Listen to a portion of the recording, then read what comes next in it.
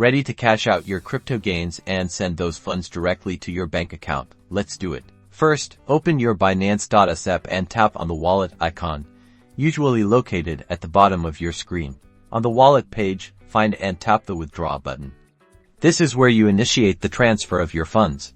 Next, you'll see a list of cryptocurrencies. Since we're withdrawing to a bank account, select USD or the currency you want to withdraw.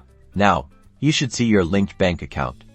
If you haven't already linked one, you'll need to add it first by following the app's instructions. Select your bank account. Enter the amount you wish to withdraw from your Binance US account. Double-check the amount to ensure it's correct. You'll be presented with a confirmation page detailing the transaction, including any associated fees and the estimated arrival time of your funds. Review everything carefully. For security, you'll likely need to complete a verification step, such as entering a code sent to your phone or using your authenticator app. Once verified, you'll see a Withdrawal Successful confirmation screen. Your funds are now on their way to your bank account.